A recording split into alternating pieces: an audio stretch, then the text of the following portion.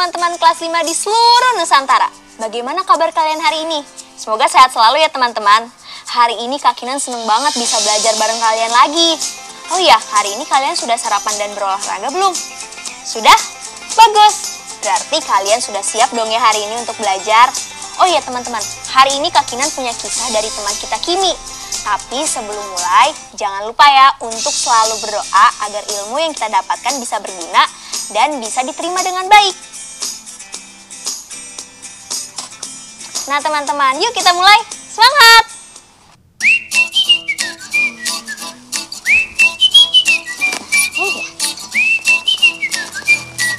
Konferensi musim sejagat.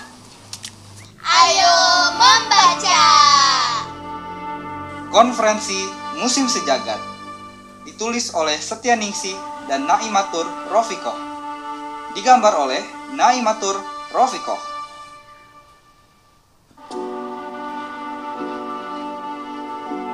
Konferensi musim sejagat terjadi 10 tahun sekali. Pada saat itu, geng Dewa 4 musim, Dewa musim kemarau, dan Dewa musim hujan akan duduk melingkar di atas selembar tikar. Mereka berbagi cerita situasi permusiman terkini. Konferensi juga dihadiri oleh dewa-dewa yang dianggap memiliki andil pada kestabilan iklim jagat raya. Ada Dewa Pohon, Dewa Sungai, Dewa Tanah, Dewa Angin, Dewa Pencakar Langit, Dewa Badai, dan masih banyak lagi. Nah, para dewa ini senang berganti wujud. Dewa Matahari memilih wujud seorang bocah cilik bermuka luar biasa gembira. Dewa musim gugur adalah perempuan bermahkota dedaunan berwarna kuning, merah, dan coklat. Gaunnya seolah terbuat dari reranting pohon. Dewa Pohon tak mau berwujud lain selain pohon. Dia terlihat seperti gurita raksasa yang hidup di darat. Ada mata, hidung, dan mulut di ujung batangnya. Dewa musim dingin sangat menyukai film Frozen. Ia mengubah dirinya seperti Olaf, salah satu tokoh di film itu. Dewa-dewa yang lain wujudnya macam-macam. Tahun ini, konferensi musim sejagat terjadi di kediaman Dewa Hujan. Untuk menuju ke sana, kamu harus menumpang Dewa Angin yang terbang ke arah batas cakrawala. Lalu, belok kiri sebelum pagi. Kediaman Dewa Hujan ada di belakang gugusan awan abu-abu berbentuk runcing seperti hutan cemara. Di hadapan kediaman itu, ada danau sebening kaca bernama Danau Kelabu. Di tengah danau telah terhampar tikar dan air yang ditenun sendiri oleh Dewa Hujan. Di sanalah para dewa sedang serius berkonferensi. Akhir-akhir ini, manusia sering marah padaku, keluh Dewa musim hujan. Awan mendung muncul di atas kepalanya. Suatu hari, aku menurunkan hujan di kota-kota Indonesia.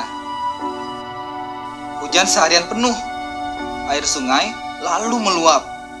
Banjir deh, di mana-mana orang mengeluh, di Twitter, Facebook, juga Instagram. Heran, dahulu semua orang bahagia menyambutku. Awan mendung di kepala Dewa Hujan sudah mulai menjatuhkan gerimis. Dewa Sungai berdehem. Dia berwujud pak tua berambut putih semua. Orang-orang membuang semua barang ke sungai.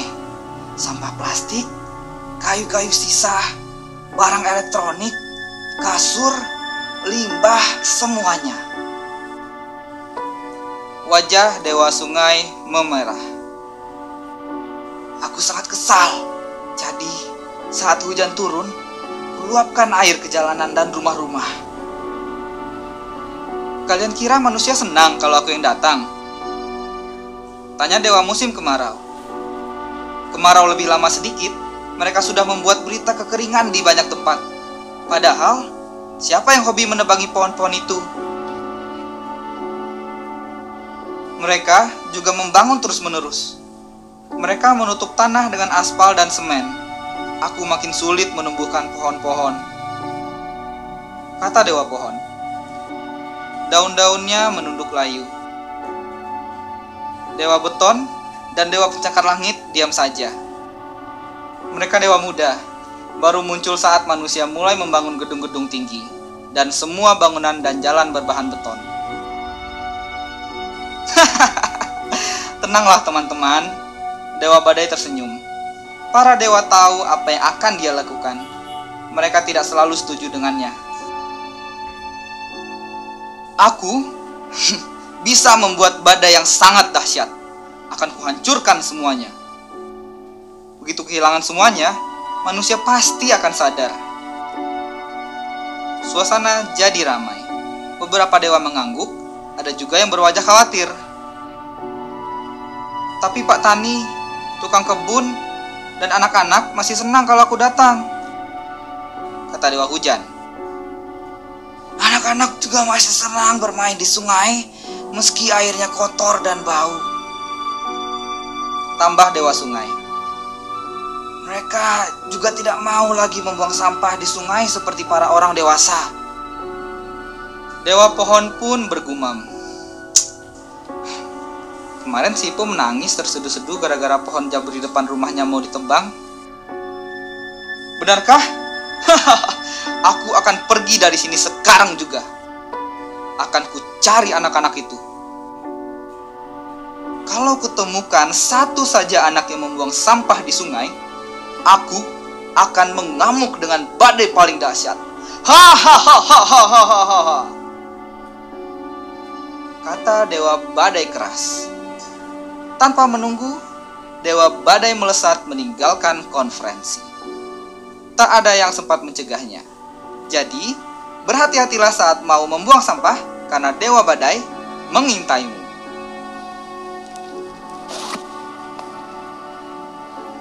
Please Dewa Badai, jangan datang. Kami gak bakal buang sampah sembarangan lagi.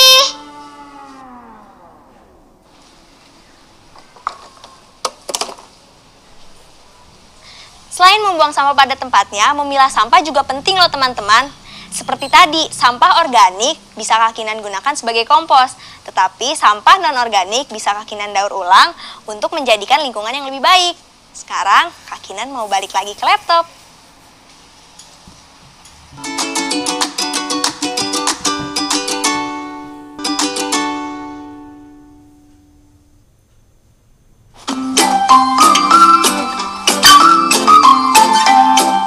Teman-teman, hari ini aku dan Karyo udah janjian lagi nih. Hari ini kita mau ngedit dan ngeliat rekaman siaran beritaku kemarin. Katanya sih Karyo mau datang jam 10, teman-teman. Berarti 10 menit lagi. Nah, sambil nunggu Karyo datang, aku mau baca-baca artikel dulu, teman-teman. Tapi sebelum itu, kita lihat yang satu ini dulu yuk. Ayo mengira. Coba pikirkan sebanyak mungkin pasangan bilangan yang jika dikalikan menghasilkan 120. Tulis di buku kerja kalian ya. Kalau kalian bisa menemukan pasangan bilangan yang lain, boleh kok kalian tambahkan garis pada tabel.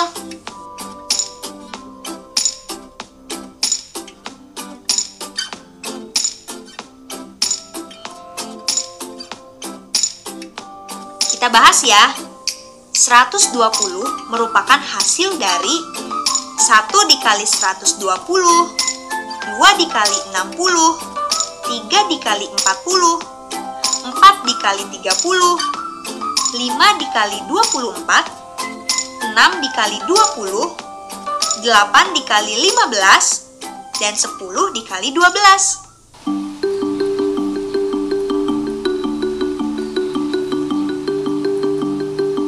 Teman-teman, kalian tahu orangutan kan? Di kota-kota kita sekarang, kita hanya bisa melihat orangutan di kebun binatang saja. Tapi habitat asli mereka itu sebenarnya di hutan-hutan yang sekarang sayangnya semakin sempit.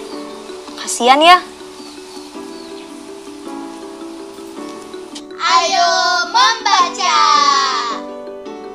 Orangutan adalah jenis kera besar yang berlengan panjang dan berbulu coklat kemerahan. Habitat satwa ini ada di pedalaman Sumatera dan Kalimantan. Saat ini orangutan masuk kategori satwa yang terancam punah. Relawan lingkungan sulit menghitung banyaknya orangutan yang masih tersisa. Namun, dapat diperkirakan saat ini hanya tinggal 57.350 orangutan di Kalimantan dan 14.470 orangutan di Sumatera. Populasi orangutan yang semakin sedikit sangat dipengaruhi oleh hilangnya hutan sebagai tempat tinggal orangutan, maraknya perburuan liar, dan rendahnya reproduksi. Perubahan iklim yang menyebabkan makin mudah terjadinya kebakaran hutan juga makin mendesak tempat hidup orangutan. Menurut yang Kakinan baca, Borneo Orangutan Survival Foundation salah satu yayasan yang merupakan penyelamatan orangutan di Kalimantan. Mereka melepaskan orangutan dari penangkaran untuk kembali ke habitat asalnya di alam liar. Istilahnya melepas liarkan. Ini jumlah data orangutan yang telah dilepas liarkan sampai tahun 2019. Dari data dalam tabel ini, kita bisa memperkirakan berapa banyak orangutan yang harus dilepas liarkan, sesuai daya tampung hutan yang ada.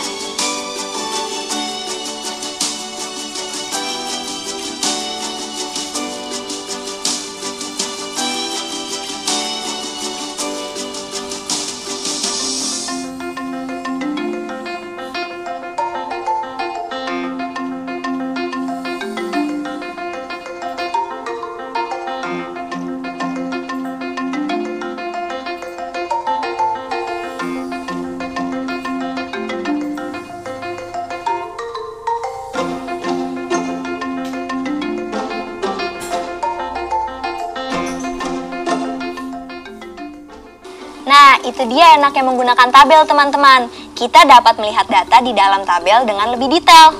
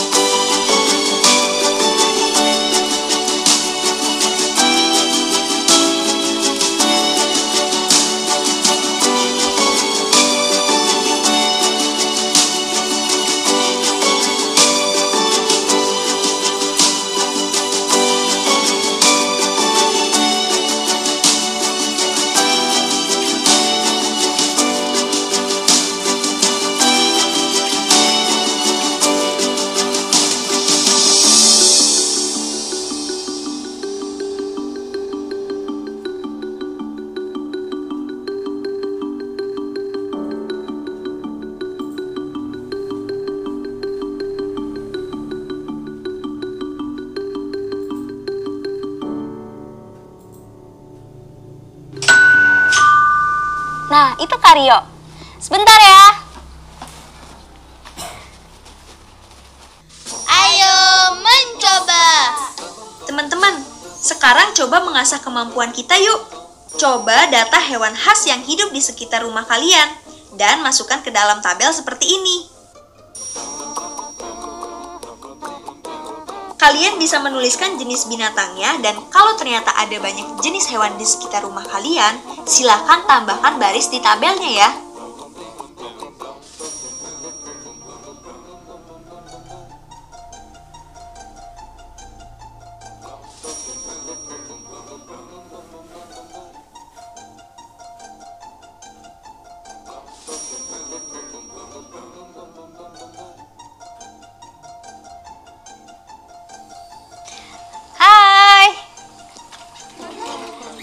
Hai Kinan. Sekarang kita lagi ngebahas soal data nih. Oh, data apa lagi tuh? Ada deh. Teman-teman, setelah kalian selesai mengisi tabelnya, sekarang saatnya kalian membuat diagram batang ya, seperti berikut ini.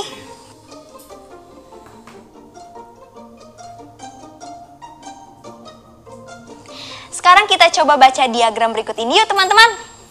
Ayo berlatih. Perhatikan data pelepas liaran orang hutan pada 2 pusat rehabilitas berikut. Lalu jawab pertanyaan ini.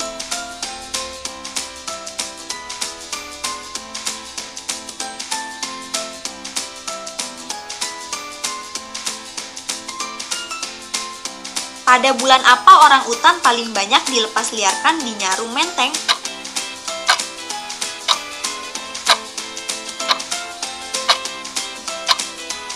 Sudah ketemu jawabannya? Betul, jawabannya pada bulan November.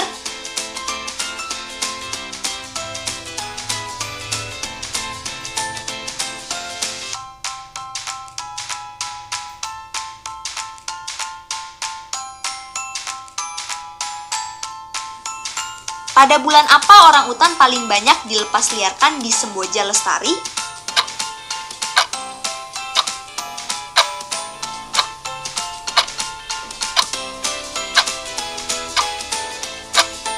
Semua sudah dapat jawabannya? Benar, jawabannya adalah di bulan Juli.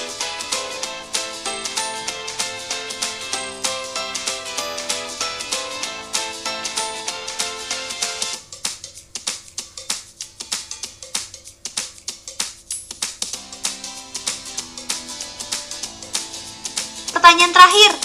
Pada bulan apa tidak ada kegiatan pelepas liaran orangutan di Semboja Lestari?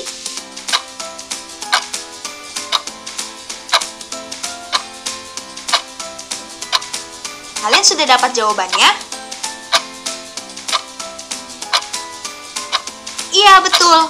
Pada bulan Desember.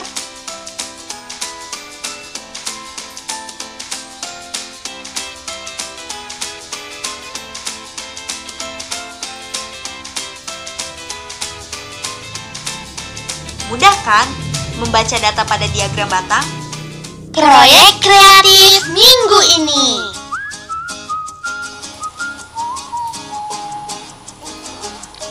Kalau menurut Karyo, ini udah oke belum? Kayaknya kita perlu nambahin video lagi deh dikit. Video yang kamu ambil di jalan kemarin. Oke. Siap. Asih. Nah teman-teman, sekarang video Kak Kinan sudah selesai diedit.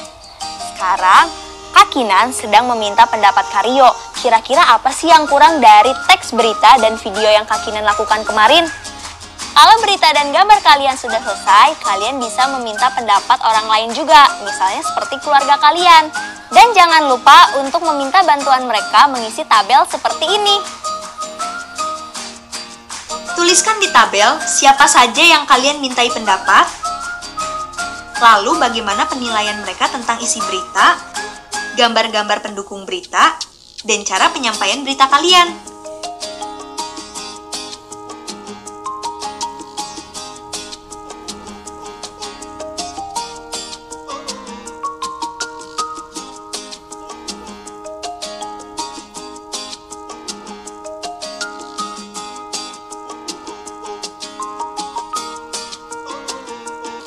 Kak Kinan gak sabar nih membuat siaran berita Kak Kinan menjadi lebih bagus lagi.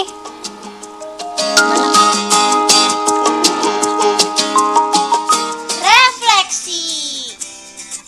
Sekarang kita sudah sampai di penghujung pembelajaran kita hari ini, teman-teman.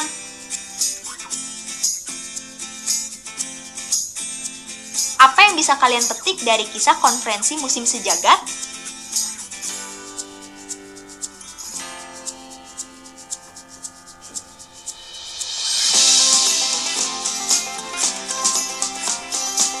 Kalian juga sudah membaca artikel tentang orangutan bareng Kak Kinan tadi.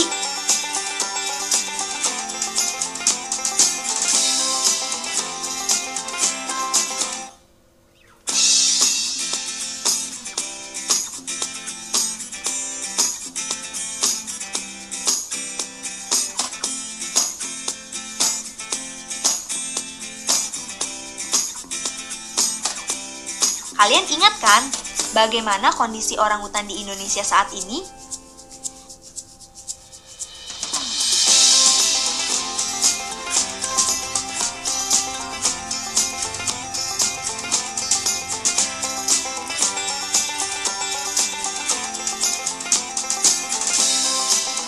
Hari ini kalian sudah tahu tentang keuntungan membaca data dengan menggunakan tabel.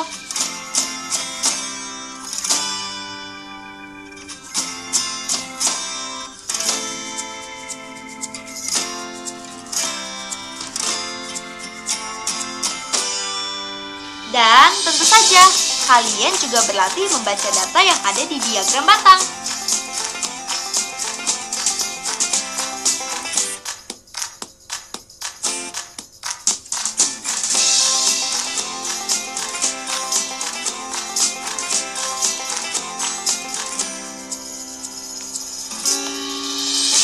Selesai sudah pembelajaran kita hari ini teman-teman. Sampai berjumpa di pembelajaran selanjutnya yang pastinya nggak kalah seru. Sampai jumpa. Dadah!